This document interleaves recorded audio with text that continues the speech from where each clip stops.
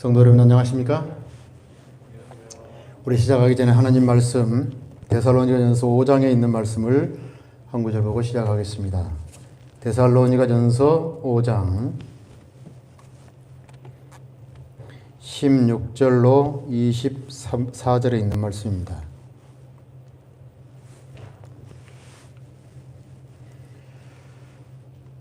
신약성경 데살로니가전서 5장 16절로 23절에 있는 말씀입니다. 항상 기뻐하라. 쉬지 말고 기도하라. 범사에 감사하라. 이것이 그리스도 예수 안에서 너희를 향하신 하나님의 뜻이니라. 성령을 소멸하지 말며 예언을 멸시하지 말고 범사에 헤아려 좋은 것을 취하고 악은 어떤 모양이라도 버리라. 23절 다 함께. 평강의 하나님이 친히 너희를 온전히 거룩하게 하시고 또 너희의 온 영과 혼과 몸이 우리 주 예수 그리스도께서 강림하실 때에 흠없게 보존되기를 원하노라. 너희를 부르시는 이는 미쁘시니 그가 또한 이루시리라. 여러분, 우리가 사경회를 지금 셋째 날을 맞이하게 되었는데요. 주제가 상당히 무거운 것은 사실입니다. 그러나 오늘 제가 우리 성도님과 함께 읽었던 이 말씀에 나타나 있는 하나님의 은혜의 역사가, 그리고 하나님의 일을 이루시는 그 역사가 우리 성도님들과 함께 하시게 되기를 바랍니다. 어린 시절 큰 집에서 모든 일들을 다 마치고 어머니는 뒷정리까지 다 하신 다음에 칠흑 같은 어두운 밤길을 다시 이제 돌아서 저희 집에를 와야만 했습니다. 그럴 때 저는 어머니가 이렇게 뒷정리를 하시는 동안에 저희 할아버지와 더불어서 천자문을 공부하고 또 여러 다정다감한 얘기들을 하는 가운데 시간 가는 줄 몰랐습니다.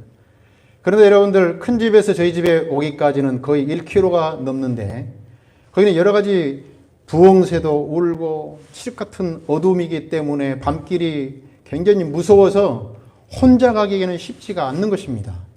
그런데 어머니의 손을 꼭 잡고 가게 되면은 불안은 사라지고 어머니와 또 이런저런 얘기하면서 왔던 그 참 어린 시절의 그 추억들이 굉장히 많이 있었습니다. 영적으로 칠흑 같은 세상 가운데 여러분들, 때로는 우리가 혼자 걸어가는 것, 때로는 우리의 동행자인 어머니와 같은 분들과 걸어간다 할지라도 여러 가지 불안과 어려움과 아픔과 혼란이 있는 것은 사실이지만 천지를 창조하신 하나님께서 임마누엘로서 우리와 함께 하신다는 사실이 얼마나 우리로 하여금 든든하게 하시는지 모릅니다. 때로는 여러분들, 이리와 같은 세상 가운데서 어린 양의 인도하심을 받아 따라 사는 것이 쉽지 않는 길이지만 목자와 함께하는 길이라고 하면 결코 어린 양이 두려워할 필요가 없습니다. 오늘 사경 주제를 통해서 우리 모두가 이 시대에 여러분들 사단 마귀가 여러 가지 간악한 방법으로 우리의 신앙을 침해하고 침체되게 하고 저해하려고 하는 여러 공격들이 있다 할지라도 창조주 하나님이 친히 이루신다는 사실에 감사하시고 셋째 날을 맞이하도록 하겠습니다. 창조신앙과 새천사의 기별. 어제 저희들은 첫날은 창조신앙과 진화신앙에 대해서 공부를 했었고, 두 번째 날은 창조신앙과 남은 자손의 정체성에 관해서 언급을 했습니다. 남은 자손의 정체성에 관해서 어제 했던 공부를 간단하게 요약할 것 같으면은, 남은 자손의 신원과 정체성은 계시록 12장과 14장에 아주 확실하게 설명되어 있습니다. 첫째는 1798년 이후로 출현하는 교회가 남은 교회가 될 수 있다는 것을 설명을 해 올렸고, 두 번째는 지리적으로 유럽 대륙도 아니고 아시아 대륙도 아닌 미국에서 나온다는 사실, 그리고 세 번째로 예수의 믿음을 지키고 하나님의 계명을 지키며 예수의 증거를 가지고 있는 자가 이 마지막 시대에 여러분들 마지막 기별을 증거할 존재들이라는 사실을 설명해 올렸습니다. 그리고 마지막에 갖고 있을 뿐만 아니라 영원한 복음을 온 세상에 전파하는 이 무리가, 영적인 이 무리가 바로 하나님의 남은 자손이라는 사실을 설명해 드렸습니다. 중요했던 것은 어제 계시록 12장 17절에 용이 여자에게 분노하여 돌아가서 그 여자의 남은 자손 곧 하나님의 계명을 지키며 예수의 증거를 가진 자들로 더불어 싸우려고 바다 모래 위에 서 있더라라는 말 가운데서 지키고 가진다라는 것이 무슨 의미인가? 어린 아이들은 여러분들 동전 몇 입 주는 것보다도 주는 것이 수표를 주는 것보다 훨씬 좋아하고 나아 보이는 것처럼 여깁니다. 어리기 때문에 그러시죠. 가치를 모르기 때문에 그렇습니다. 가진다라고 하는 것은 여러분들 그냥 물리적으로 어떤 물건을 잠시 소유하고 있는 것, 보관하고 있는 개념입니다. 이것으로서는 여러분들 우리가 영적인 승리를 쟁취하기에는 힘을 받기에 한계가 있습니다. 이스라엘 백성들이 하나님의 법궤를 가지고 있었습니다. 가지고 있는 것이 여러분들 그들의 영적인 승리를 가져다 주지 못했습니다. 블레셋과의 전쟁을 통해서 법궤가 나아갔지만 그들은 처참하게 참패했습니다. 그러나 여러분들 다윗이 그 법궤를 예루살렘으로 여러분들 옮기기 위해서 시도했을 때에 다곤 우사가 여러분들 그 법궤를 만지는 것 때문에 침을 당하고 그 법궤가 어디로 가냐면은 오벳 에돔의 집으로 가게 되죠. 오벳 에돔은 법궤를 가지고 있을 뿐만 아니라 그것을 갖고 자기 집에 법궤가 안치되었다는 것에 즐거워하고 감사하면서 몸과 마음과 뜻을 다하여 그 하나님의 법궤에 담겨 있는 정신을 실천했을 때에 짧은 기간 동안 법궤에만 머물렀지만 하나님께서 그의 후손 대대의 복을 주시는 것을 기억합니다. 하나님의 계명과 하나님의 증거를 가지고 지킨다라는 것은 가지고 있다라는 의미도 있고 더 나아가서 즐거워하는 것입니다. 즐거워하되 그것이 결국에서는 나와 하나 되는 것이 가지고 여러분들 지킨다라는 의미입니다.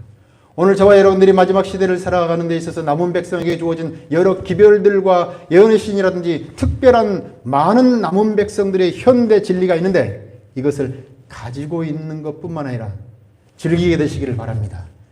그리고 그것이 내 삶과 여러분들 일치되는 하나 되는 경험 가운데 빠져들므로 어떤 이 세속의 진화신앙이 여러분들 물밀듯이 몰려온다 할지라도 창조신앙으로 우뚝 설 수 있게 되기를 기원합니다.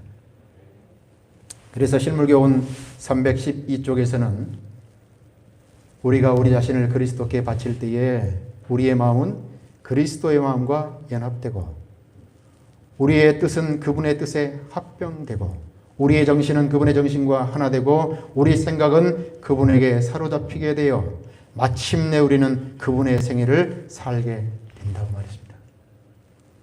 이것이 여러분들 남은 백성의 정체성이요. 남은 백성이 하나님의 말씀 가운데서 하나 되어야 될 필요를 여실하게 말하고 있습니다. 이것이 여러분들 의의 옷을 입는 것이고 이것이 바로 그리스도인이라고 하는 것입니다. 이 놀라운 축복 가운데 거하시는 우리 중앙교회 성도님들을 다시 한번 환영하며 또한 그리스도의 이름으로 축복하면서 셋째 날 창조신앙과 선악의 대쟁투를 함께 공부해 오기를 원합니다. 그리스도인은 여러분들 스케일이 큰 사람입니다. 지역적인 문제나 민족적인 문제나 국가적인 지구촌의 문제를 뛰어넘어서 보이는 주제뿐만 아니라 보이지 않는 세계와 해 아래에 있는 주제뿐만 아니라 해 위에 있는 주제까지도 언급하면서 우리의 영적인 로정을 추적하고 있기 때문에 그리스도인은 스케일이 조그마한 것이 아니라 우주적인 스케일을 갖고 있는 사람들입니다. 오늘 저와 여러분들이 공부하고 있는 내용들은 오늘 우리가 지상에서 때로는 존재감이 없는 것처럼 보이지만 하늘과 연결되어 있고 하나님 말씀 가운데 참여하고 있는 사람들의 그 시야와 그 시계가 얼마나 큰 것인지를 다시 한번 깨닫고 오늘 이 땅에 존재하면서 하나님께서 나에게 명하시고 바라시고 원하시는 것이 무엇인지를 다시 한번 살짝 살펴볼 수 있는 시간이 되기를 축복합니다. 자, 대쟁투에서 투자라고 하는 단어가 보면은 한문인데요. 투자를 여러분들 한번 자세히 한번 살펴보시기 바랍니다. 양쪽에 절벽이 있는 것 같은데요. 딱 벽이 양쪽에 벽이 있어서 좌우로 나아갈 수가 없습니다. 그런데 그 안에 두 왕이 있는 것이요. 왕자가 두 개 있지 않습니까? 그러시죠? 그 왕사에서 콩두자, 콩 하나를 두고 이렇게 마디촌 이것을 이렇게 서로서 얻으려고 하는 것인지 모르지만은 약간 성경이 형성되기도 하고 상영되기도 했지만은 의미가 있다라고 생각됩니다. 갇힌 공간에 어떻게 되든지 여러분들 왕은 하늘의 태양이 하나밖에 존재하지 않는 것처럼 우주의 왕은 하나님밖에 계시지 않습니까? 그리고 어떤 곳에서도 이런 왕은 한 분만 계셔야 되죠. 그런데 두 왕이 다투고 있는 의미가 있어서 제가 한자를 크게 소개를 해드려 봤습니다. 자, 이 대쟁투라고 하는 것은 제7일 안식일 예수 재림교인들이 교리에 분명히 담고 있는 하나의 가르침이고 성경의 주된 여러분들 창세기부터 계시록까지 일맥상통하고 있는 하나의 가르침인데 우리의 기본교리 28개 교리 137쪽에서는 대쟁투를 이렇게 설명하고 있습니다. 모든 인류는 하나님의 품성과 그의 율법과 우주를 다스리는 그의 주권에 대하여 그리스도와 사탄 사이에 벌어지고 있는 대쟁투에 관여되고 있다. 이 싸움은 선택의 자유를 부여받은 한 피조물이 자기를 높이려다 하나님의 원수 곧 사탄이 되었을 때 하늘에서 시작되고 이 세상에 반역의 정신이 들어왔다. 이 세상은 모든 피조물이 지켜보는 우주적인 싸움의 전장이 되었고 이 투쟁에서 결국 사랑의 하나님이 궁극적으로 옹호받으실 것이다. 이 선악의 대쟁투가 여러분들 전개되고 있습니다. 성경의 역사에 있어서. 근데 여러분 이 그림을 보실 것 같으면은 누가 예수님이시고 누가 그 카운터파트인 사탄입니까? 우리는 일반적으로 생각할 때에 사단 마귀를 여러분들 약간 흉측스럽고 약간 마귀적이고 좀 음험하고 어떻게 보면 선의 반대적인 개념으로 이렇게 약간 묘사하는 경향이 없잖아 있는데 이렇게 묘사되어질 때 사단 마귀는 기뻐한다라고 했습니다. 고린도후서 11장뿐만 아니라 여러분들 성경에서는 예수님을 유혹하기 위해서 사단 마귀가 왔을 때 광명한 천사로 접근했지. 여러분 아주 흉측스러운 동물을 하게 되면 사람들이 피해버리죠. 사단 마귀는 정말 택하신 자까지도 미혹하여 타락시키고 멸망시키기 위해서 매혹적인 방법으로 매혹이라는 여러분들 헬라어의 단어의 뜻은 마치 지구에 있어서 중력이 역사하는 것처럼 매혹이라는 것은 강하게 끌어당기는 힘이 있어서 인간의 이성과 인간의 감성과 인간의 여러분들 지식으로서는 저항할 수 없는 그 힘이 있다라고 했습니다. 그렇게 매력적인 방법으로 여러분들 이 세상의 화려한 미모와 이 세상의 부귀와 이 세상의 영화와 이 세상의 여러분들 탁월한 지성들을 통해서 역사하는 것이지 거리를 두고 싶고 갖고 싶지 않고 여러분들 그 적당한 사회적 거리를 두고 싶은 그런 방법으로 여러분들 유혹하지 않습니다. 그래서 이런 그림들은 여러분들 쉽게 여러분들 이해하도록 그려지고 묘사된 것인지는 모르지만은 사단 마귀는 결코 이런 방법으로 우리에게 접근하지 않습니다. 훨씬 매력적이고 먹음직스럽고 갖고 싶고 보암직한 방법으로 접근하고 있습니다. 계시록 12장 17절에 나와 있는 오늘 본문의 말씀입니다. 우리 다 함께 읽어보실까요? 용이 시작. 용이 여자에게 분노하여 돌아가서 그 여자의 남은 자손 곧 하나님의 계명을 지키며 예수의 증거를 가진 자들로 더불어 싸우려고 바다 모래 위에 서 있더라. 선악의 대쟁투가 마지막 여러분들 이제 마지막 종착역에서 어떤 마지막 싸움이 벌어지게 될 것인가. 용은 사단 마귀라고 계시록 12장 9절에서 분명히 말하고 있습니다.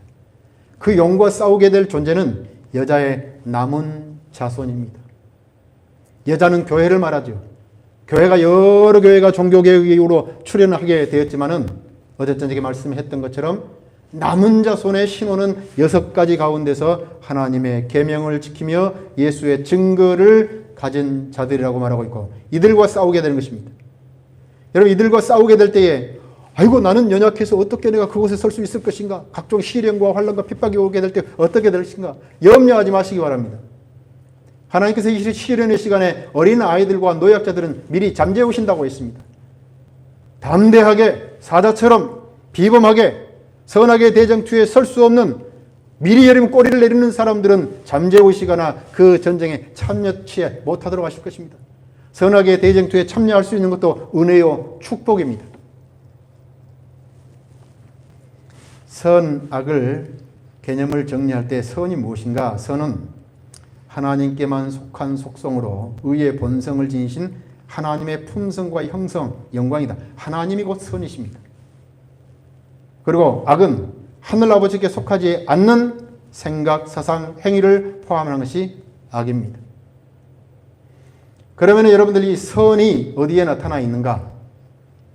하나님의 선이 나타나는 곳은 네 곳이라고 저자는 말하고 있는데, 첫째는 천연계에 하나님의 선이 나타나고 말하고 있습니다.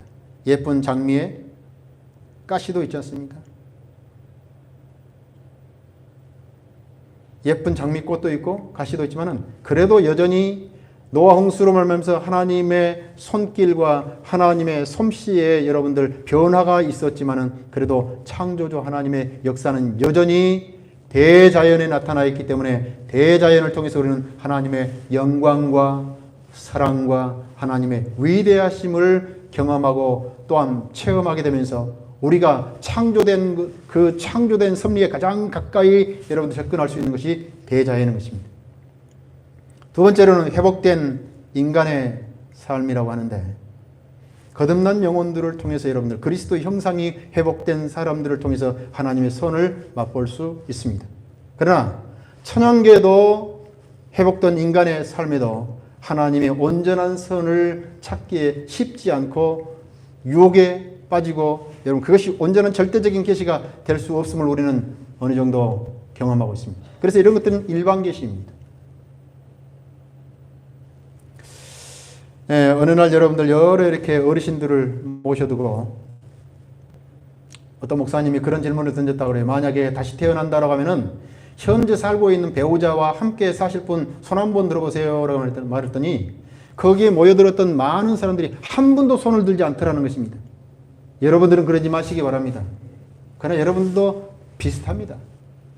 그런데 이제 그러면은 할 말이 더 이상 없으시네요 하면서 마치려고 하는데 어떤 뒤에서 할머니가 손을 번쩍 드셨어요.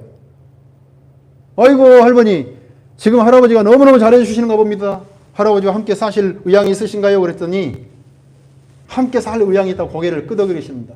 그래서 이유를 물어봐도 괜찮을까요? 했더니 그 할머니가 대답을 이렇게 했다고 합니다. 그놈이 그놈이지. 예. 인간이 여러분들 거듭났다고 하지만 인간은 사랑의 대상이지 믿음의 대상이 될 수가 없고 연약함이 있기 때문에 선이 나타났다고 하지만 이것은 부분적인 것이고 온전한 것이 될 수가 없습니다. 세 번째로는 성경 말씀이고 여러분들 결국에는 예수님의 삶인데, 성경과 예수님의 삶은 하나님의 선이 온전히 나타나는 것이기 때문에 마음 놓고 연구하고 의지하고 그 말씀에 순종하게 될 때에 여러분들은 하나님의 선을 경험하시면서 하나님이 주시기를 원하시는 축복을 경험하실 것입니다. 이 신념을 꼭 붙잡게 되시기를 축복합니다. 하나님의 선 하게 되면 여러분들 제일 먼저 떠오르는 말씀이나 영상이 있으실 텐데, 선, 하나님에게만 속해 있습니다. 인간에게는 소속되어 있질 않아요. 하나님의 선은 어디에 나타나 있는가? 우리 모두는 잘 알고 있습니다. 선한 사마리아인이라고 그러죠. 그러시죠? 누가복음 10장 25절로 37절에 나와 있는 말씀을 보면 선한 사마리아인의 비유가 나와 있는데, 이 선한 사마리아인은 그 당시에 실제로 있었던 일이기도 하지만은 선한 사마리아인을 통해서 인간으로 이 땅에 오셔서 강도 만나서 어찌할 바를 알지 못하는 연약하고 죄악된 죽을 수밖에 없는 강도 만난 이웃인 나를 대하시는 예수 그리스도의 모습을 연상토록 하시기 위해서 이 사건이 성경에 기록되어 있지 않습니까? 저는 이 사건을 읽으면서 참 감동을 받는데 이 부분입니다. 어떤 사마리아 사람은 여행하는 중 거기 이르러 그를 첫째는 뭐고? 보고 어떻게 여겼다고 그랬습니까? 불쌍히 여겼다고 그랬습니다. 성경에서 불쌍히 여기다라는 말이 헬라어로는 스프랑코니조마이라는 단어인데 이 단어가 한 7번 정도 나옵니다. 이 스프랑코니조마이라는 단어가 쓸 때마다 언제나 기적이 발생합니다. 놀라운 일이 생깁니다. 예수님께서 여러분들 불쌍히 여겼다는 안 됐네, 짠하네, 그것이 아닙니다. 불쌍히 여겼다라는 말이 뒷말에서 더 추가되고 있는데 가까이 갔다고 했습니다. 여러분, 우리는 사랑의 온도를 느낄 필요가 있습니다. 너무 거리가 있으면 냉랭한 것이고 너무 친밀하게 되면 여러분 조심스러워지겠지요. 그러나 여러분들 가까이 가게 될 때에 그의 얼굴에 묻어있는 근심을 바라볼 수 있고, 가까이 가게 될 때에 그의 심장이 한쪽만 뛰고 있는지 다른 쪽은 뛰지 않는지 알 수 있고, 가까이 가게 될 때에 우리가 평상시 보지 못했던 부분들을 볼 수 있는 여지가 있습니다. 멀리 떨어져서는 여러분들 그 사람의 우수살의 근심 걱정과 희노애락 애호욕을 우리가 볼 수가 없습니다. 가까이 가서 그런 자존심 상하지 않게 가까이 가서 기름과 포도주를 그 상처에 붓고 싸매고, 싸맬 때 여러분들 적당히 떨어져 가지고 이렇게 했을 거예요. 여러분들 정말 바싹 달라붙어서 터칭, 스킨십을 하면서, 요즘에 물리치료 여러분들이 이제 발달하면서 물리치료실 가게 되면 전부 다 기계로 다 드륵드륵 하잖아요. 그런데 왜 발 마사지라든지 이런 스킨십을 이용한 그런 마사지가 인기가 있는가 했더니, 사람들은 어딘가 모르게 이렇게 좀 피부로 이렇게 부비면서 스킨십 하기를 원하는 것입니다. 예수님이 가까이 오셔서 싸매실 때는 여러분들 정말 상처를 조심스럽게 어루만지면서 스킨십이 이루어졌고, 자기 짐승에 태워 주막으로 여러분들 자기가 타야 될 그 짐승에 환자를, 강도받는 사람을 태우고 데리고 가는데 동행했잖아요. 데리고 가면서 working with, 혼자 가시오, 말 태워가지고 앞에 가시오 그러지 않고, 뒤에 따라오라 가지 않고 동행하잖아요. 동행. 사람이 원수라도 함께 일정 거리를 동행하게 되면 여러분들 친구가 된다고 합니다. 예수님께서 저와 여러분들이 정말 동행하고 우리와 친구 되기 위해서 당신이 그 타야 될, 누려야 될 부귀와 영화와 영광들을 다 내려놓고 우리를 당신의 자리에 세우시고 함께 동행하는 모습을 연상할 수 있지 않습니까? 그리고 마지막으로 돌아봐 주는데 밤새도록 여러분들 들락날락 그 사람의 숨소리가 회복되는 것을 보면서 계속 참 물수건을 했는지 어떤지만 왔다 갔다 하면서 계속 돌봐 주는 것입니다.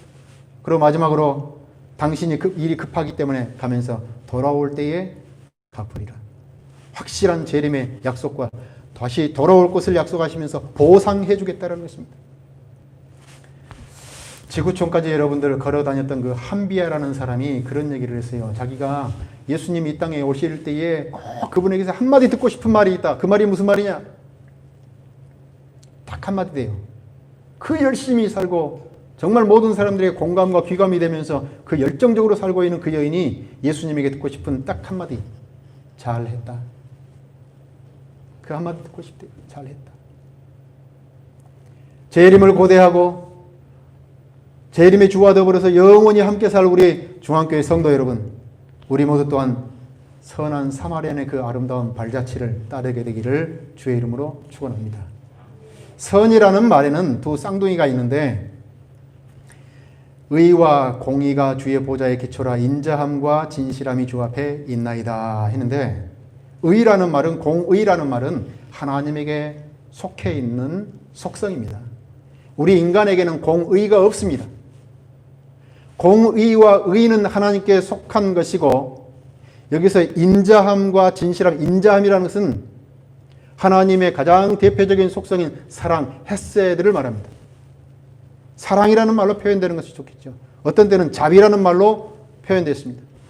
공의와 의는 하나님께 속한 것이고, 정의는 그 공의가 하나님의 공동체에서 실현되는 것을 정의라고 말하고 있고, 정직이라고 하는 것은 나의 개인이 여러분들 실천하고 있는 것을 정직이라고 말합니다. 그런데 이 공의와 의, 인자함과 진실함은 보호자의 기초라 그랬습니다. 그런데 예언의 신에서는 이 말씀을 계속해서 말하기를 하나님의 선이라는 부모 아래 공의와 자비는 쌍둥이 자매로 나란히 서 있다. 그분의 정부의 통치에는 무한한 공의와 자비가 연합되어 있다는 데에 대한 강력한 논증이다. 자, 상당히 좀 이론적이기 때문에 어려워 보이는 분들이 계시는 것 같은, 자, 하나님은 무엇이냐면 사랑이십니다. 이해가 되시죠? 그리고 하나님은 뭐라고요? 선이십니다. 근데 그 하나님의 뜻은 어디에 나타나느냐? 그대로 하나님의 계명에 나타나는데, 계명의 정신은 사랑과 정의입니다. 그래서 자비와 공의나 사랑과 정의나 같은 말인데 이것이 하나님의 보좌입니다.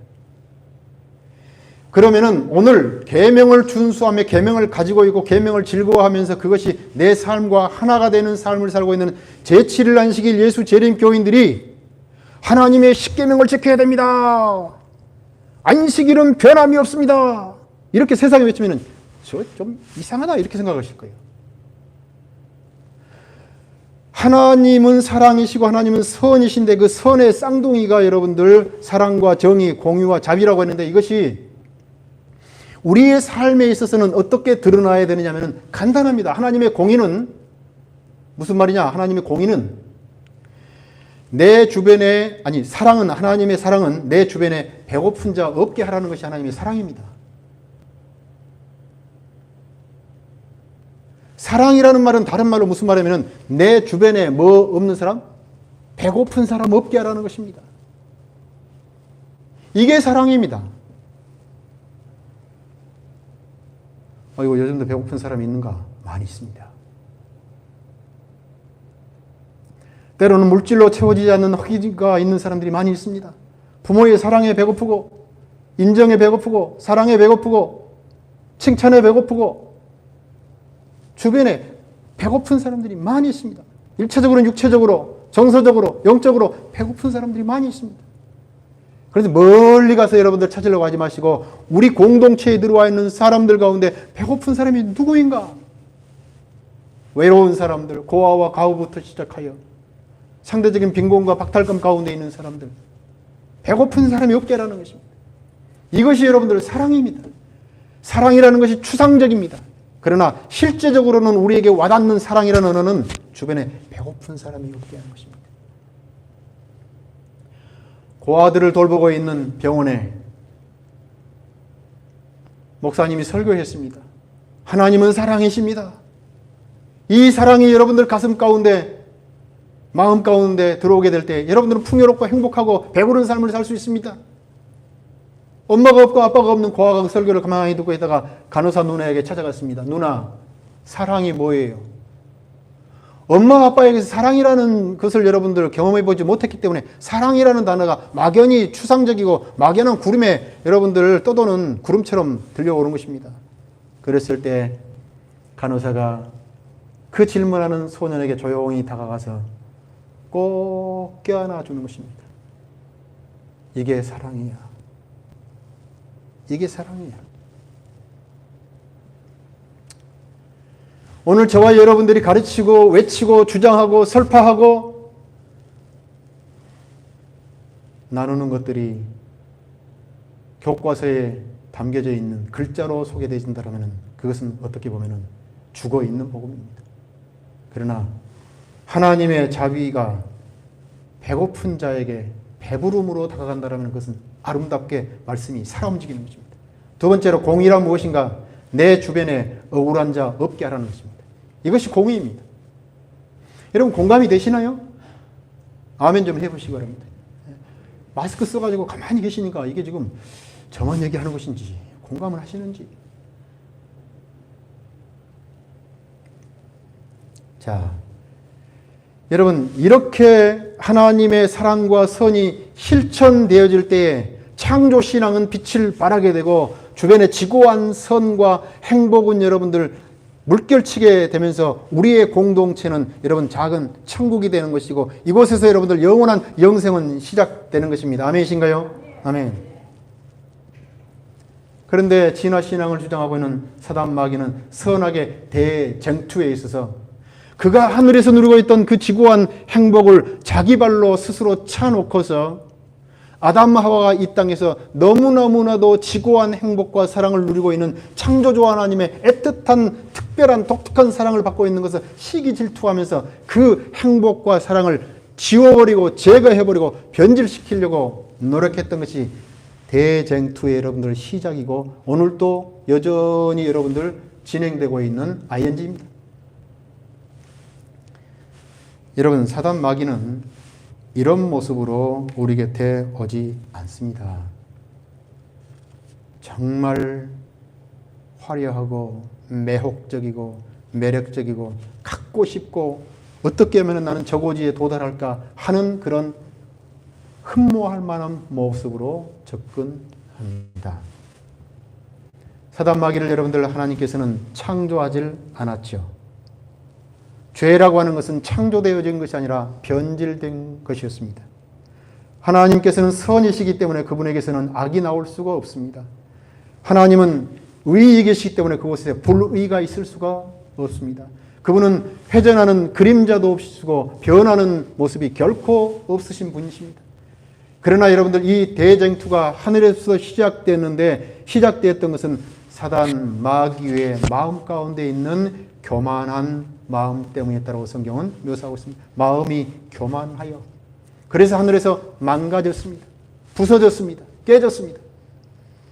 여러분, 깨진 모든 것들은 날카롭습니다. 우리가 관계가 깨지게 되면 그 관계가 예민해가지고 말도 날카롭게 나오고 눈빛도 도끼 눈을 뜨고 쳐다보고 여러분들 깨진 모든 것은 날카로워서 그거 사람들이 주변에 가게 되면 꼭 상처를 받게 되어 있습니다. 그런데 여러분들 그것이 회복되고 원만하게 치료된 사람들 주변에서는 행복과 평화가 감돌지만은 깨진 것들의 주변에는 여러분들 언제나 모두가 다 피해자가 될 수 있는 여지가 큽니다. 사단 마귀는 자기가 그 깨버린 관계를 여러분들 우리 주변에 있는 모든 사람들에게 또 나누려고 하는 것입니다. 교만해서 그렇다. 하나님과 가까이 지내게 된 루스벨은 자신의 신분과 하나님 신분의 차이를 망각하게 되었습니다. 왜 그런가? 교만한 사람들에게는 다 특징이 있지요. 뭔가 자랑할 만한 것이 있기 때문에 교만한 것입니다. 자, 이 대제사장이 입었던 의상을 볼 것 같으면 출애굽기 28장 17절로 20절에 보면은 너무너무 각종 보석으로 휘황찬란하고 정말 오늘날 연예인들이 여러분들 반짝반짝반짝 빛나는 옷보다도 더 아름답고 여러분들 의미가 있는 옷을 입고 계셨습니다. 그런데 사단 루스벨이 이사야서 14장과 에스겔서 28장에 보실 것 같으면 정말 루스벨이 아름답게 치장되어 있는 모습을 보실 수가 있습니다. 괜히 교만한 게 아닙니다. 온전한 인이라고 말했습니다. 루스벨 사단은 하늘에서 피조물 중 하나님께 가장 가까이 나아갔던 존재로서 하나님을 가장 가까이서 했기 때문에 하나님이 빛이 되시는데 얼마나 빛이 휘황찬란하게 빛나는지 모릅니다. 그곳에서 대쟁투가 시작되는데 왜 시작되는가? 대쟁투에 가장 중요한 이슈가 있는데 대쟁투의 이슈는 이 세 가지였습니다. 우리 필리핀 아이아스에서 조직신학을 강의하고 있는 송경호 교수님의 말을 듣면 대쟁투의 이슈는 딱 세 가지다. 하나님의 율법과 하나님의 품성과 온 우주에 대한 하나님의 주권이다. 하나님의 품성이라는 말과 여러분들 하나님의 율법이라는 말은 거의 일치한 것입니다. 하나님의 품성이 글자로 묘사되게 될 때 그것이 하나님의 율법이 된 것입니다. 그래서 하나님의 율법과 하나님의 품성은 사랑 자체입니다.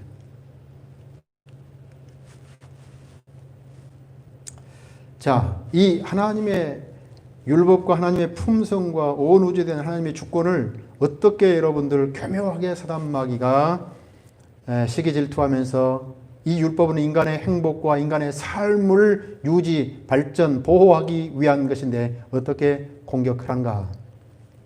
대쟁투 493페이지에 보면은 죄는 하나의 무단 침입자이다. 죄는 하나님 정부의 기초가 되는 위대한 사랑의 율법에 대항하려 싸우려는 무엇의 표현이다? 정신의 표현이다. 그래서 사단 마귀가 하는 것은 딱 두 가지입니다. 첫째, 그는 다른 세계들의 거민들에게 율법이 필요할 수도 있겠지만 천사들은 더 높은 존재자들이므로 그와 같은 속박이 필요 없다라고 주장했습니다. 율법이 천사들에게는 필요가 없다라고 말했습니다. 어린아이들에게나 연약한 사람들에게나 다른 사람들은 몰라도 천사들에게 필요가 없다. 율법의 무용론에서 주장했습니다. 우리 가운데서 여러분들 하나님의 말씀이 빠져버리면 우리는 무신론자가 되죠. 천사들은 율법 필요 없다.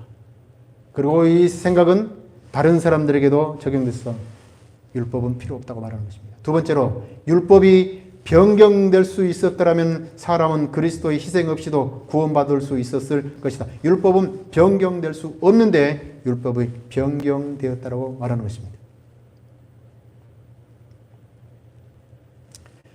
자, 그래서 우리 다 함께 읽어보시죠. 종기에 처하나 시작. 종기에 처하나 깨닫지 못하는 사람은 멸망하는 짐승과 같도다. 사람의 마음에서 하나님께 대한 두려움과 사랑이 제거되면 그 마음이 매우 뭐해질 수 있다? 잔인해질 수 있다. 제가 보여드리겠습니다. 여러분, 이 한자는 총애를 받다 할 때 은총 총자입니다. 은총, 사랑, 햇세들을 받는 상태를 그래서 은총 총자라고 말합니다. 이 은총 총자는 어떤 글자로 구성되느냐면은 보십시오. 간머리와 플러스 용용자입니다. 하나님께서 우리를 두르고 있는 이 집과 이렇게 두르고 있는 하나님의 은혜가 우리에게서 떠나버리면은 우리는 누구나 다 뭐가 될 수 있어요? 용이 될 수 있습니다. 용은 여러분들 광명한 천사였고 하나님의 온전한 인으로서 여러분들 보좌에 가장 가까이 섬기는 영광의 천사였습니다. 근데 영광의 천사에게서 하나님의 은총이 은혜가 벗어지게 되었을 때에 여러분들 인류의 행복과 모든 사람들의 심령에 영원히 지울 수 없는 슬픔과 고통을 안기는 용이 되어 버리는 것입니다. 참소하는 자가 되는 것입니다. 비난하는 자가 되는 것입니다. 여러 사람들을 해코지라는 사람이 되는 것이고 사기치고 술수를 쓰는 사람이 되는 것입니다. 저와 여러분들도 이 자리에서 하나님의 은혜와 하나님의 성령의 충만하심과 하나님의 역사가 내 심령에서 여러분들 제거된다라는 나도 용의 발자취를 따를 수밖에 없는 존재가 되어버립니다. 그래서 시편 기자는 말하기를 존귀에 처하나 깨닫지 못하는 사람은 무엇과 같다? 짐승과 같이 되어버리는 것입니다. 저 사람은 술 안 마시면 참 좋은 사람이야. 그러나 하나님의 말씀이 없기 때문에 하나님의 절대적인 기준이 없기 때문에 술 마셔가지고 짐승이 되어버리는 것입니다. 때로는 우리도 여러분들 동일한 베드로가 오늘 아침에 제가 말씀을 명상하면서 보니까 베드로가 때로는 하나님의 뜻을 이루는 도구가 됐다가 때로는 사단 마귀의 뜻을 이루는 도구가 됐다가 여러분들 우리의 마음의 밭에 누구를 여러분들 영접하느냐에 따라서는 나는 우편향적인 사람이 될 수도 있고 좌편향적인 사람이 될 수도 있는 것입니다.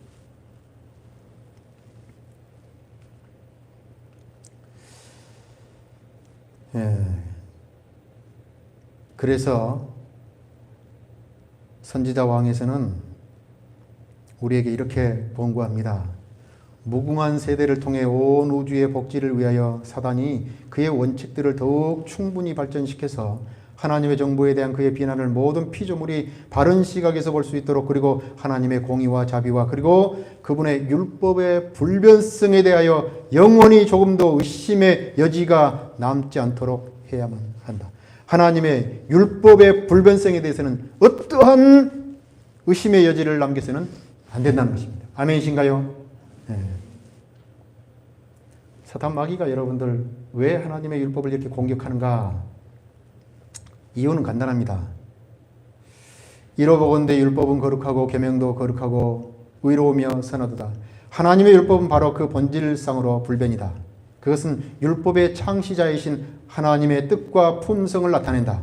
하나님이 사랑이시므로 그분의 율법도 사랑이시다. 여러분, 왜 사단 마귀가 율법에 대해서 그렇게 공격하느냐 하면 이유는 간단합니다.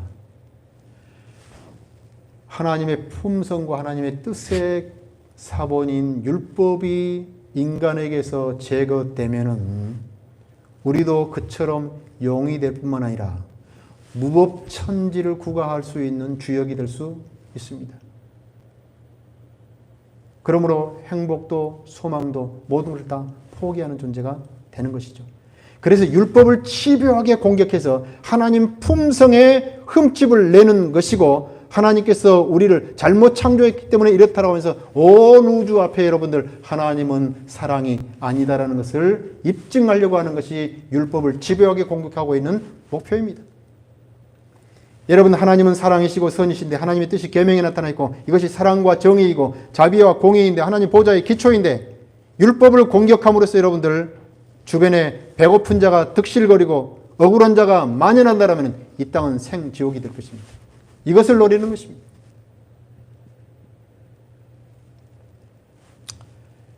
대쟁투의 결말은 어떻게 되는가? 율법을 거역한 사단의 법칙이 틀렸다는 것을 입증하게 되고 백성들의 영원한 행복은 보장되는 날이 머지않을 것입니다.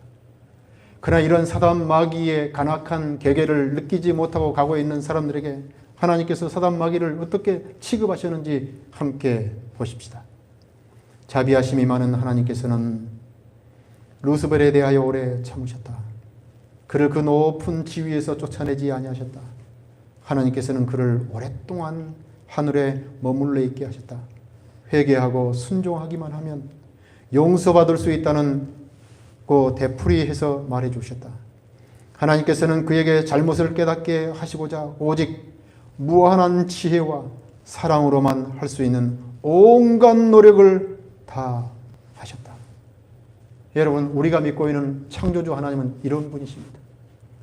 그를 여러분 대항해서 수많은 사람들과 하늘 천사들 3분의 1까지도 타락시키고 지구촌에서 여러분들 일평생을 살아가면서 자기의 선택에 의지와는 없이 태어난 사람들에게 그 잠시간의 행복을 누리는 것도 보지 못해서 하나님의 율법을 제거하고 무법천지가 되어서 양육강식의 세상, 적자생존의 그런 피비린내 나는 경쟁과 여러분들 싸움만 있는 세상으로 치닫게 하는 이 죄의 원흉인 사단 마귀를 대하실 때도 자비하심이 많은 하나님께서는 루스벨에 대하여 오래 참으셨다.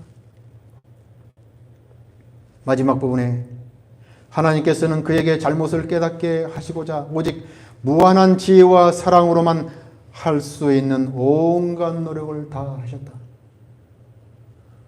오늘 알지 못하고 깨닫지 못하고 그 진리를 파악하지 못하는 것 때문에 때로는 연약한 마귀의 길을, 사단 마귀의 진화의 길을 가고 있는 사람에게 하나님께서는 오늘도 묵묵히 탕자의 아버지가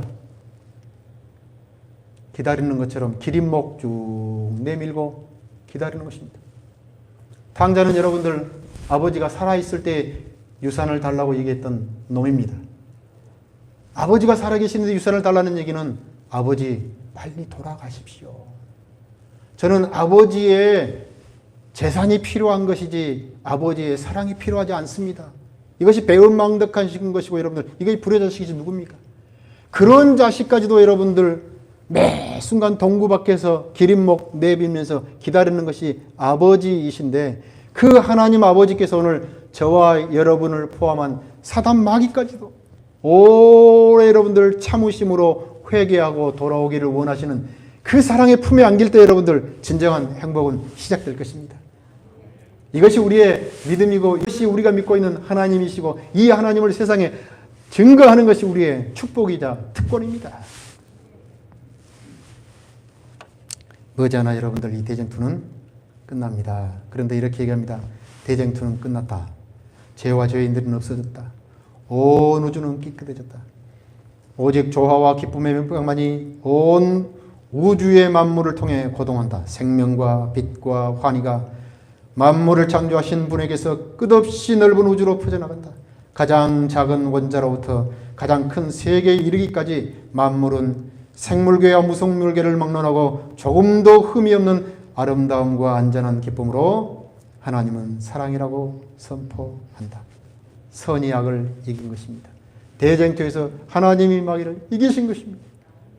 이길 수 없어서 오래 기다리시는 것이 아니라 어린아이와 아버지가 싸우게 되면 언제나 아버지가 져주십니다. 그의 길을 살리고 그를 사랑의 표정이고 언젠가는 깨닫게 될 것이라고 느끼기 때문에 져주는 것입니다.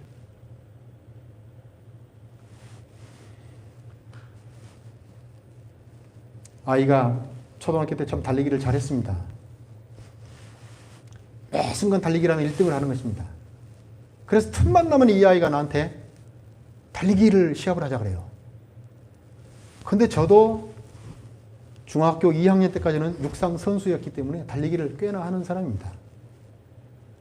그래서 광주 삼육초등학교에서 달리기를 했습니다. 첫 번에 달려가지고 제가 이겼을까요, 졌을까요? 사정없이 달려가지고 이겨버렸습니다. 길을 꺾고 놀려고. 보니까 아들이 풀이 확 죽었어요. 두 번째 또 달렸습니다. 힘껏 달렸습니다. 그러나 아들보다 좀 뒤에서 힘껏 뛰었습니다. 그러더니 이제 신이 났습니다. 세 번째 달리기를 이제 막판으로 하자는 것입니다. 해야 될까 말아야 될까요? 했습니다. 제가 이겼을까요, 졌을까요? 제가 또 졌습니다. 그러나 그 아들은 지금 깨달을지 모르지만은 제가 그 아들 이겨서 뭐 얻겠습니까? 길을 살려서 아빠의 사랑과 아빠와의 관계가 돈독하게 회복되는 것이 여러분들 아버지가 기대하는 바이지 이게 가지고 뭐 할 것입니까? 하나님께서 오늘 저와 여러분들을 대쟁투에서 사랑으로 온전히 인도하시고 여러분들 칠흑 같은 어두운 가운데서 콘크리트에서 여러분들 새싹이 돋는 것처럼 사랑이 위대한 승리를 이루는 그 여러분들 온 우주의 찬양이 온 우주를 진동하고 꽉 차는 그런 역사가 곧 도래하게 될 것입니다. 이 아름다운 선악의 대쟁투의 주역으로서 여러분들 창조신앙을 붙들고 전진하는 우리 모든 중앙교회 성도님들을 하나님께서 축복해 주시기를 바라면서 말씀을 드립니다. 기도하겠습니다. 사랑의 아버지 하나님,